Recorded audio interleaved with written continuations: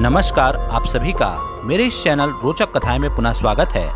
आज मैं आपको विक्रम वेताल की एक और रोचक कहानी ब्राह्मण का पुत्र बताने जा रहा हूं।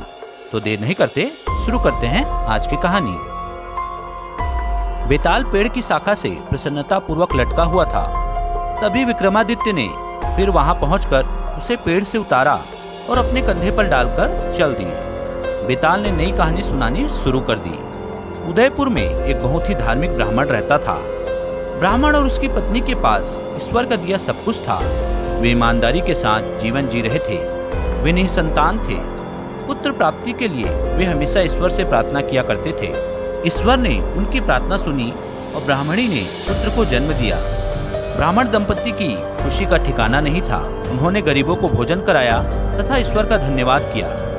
ब्राह्मण दंपति अपने पुत्र को सर्वगुण संपन्न देखना चाहते थे।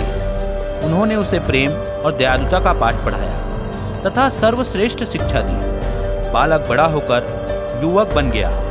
शहर में सभी लोग उस युवक की बुद्धि और ज्ञान की चर्चा करते थे।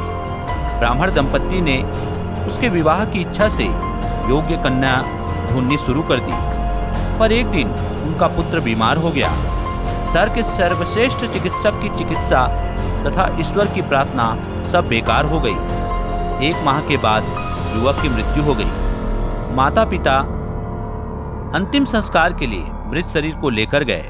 उनका करुण विलाप सुनकर वृक्ष के नीचे बैठा ध्यानमग्न साधु उठकर पास आया। उसने मृत युवक तथा करुण विलाप करते माता पिता को देखा।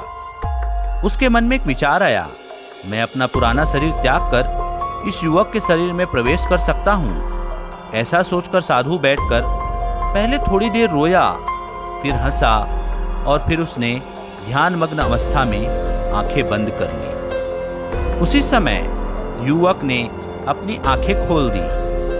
आश्चर्यचकित ब्राह्मण दंपति अपने पुत्र को सीने से लगाकर रोने लगे। वेताल ने राजा से पूछा, क्या आप बता सकते हैं? साधु पहले रोया फिर हंसा, ऐसा क्यों?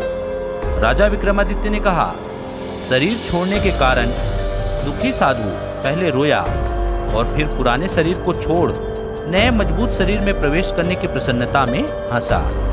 विक्रमादित्य के उत्तर से प्रसन्न वेताल राजा को छोड़कर फिर से उड़कर पीपल के पेड़ पर चला गया। तो यह थी आज की छोटी सी कहानी। आशा करता हूँ आपको कहानी पसंद आई होगी।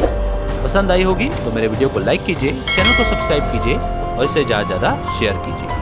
धन्यवाद।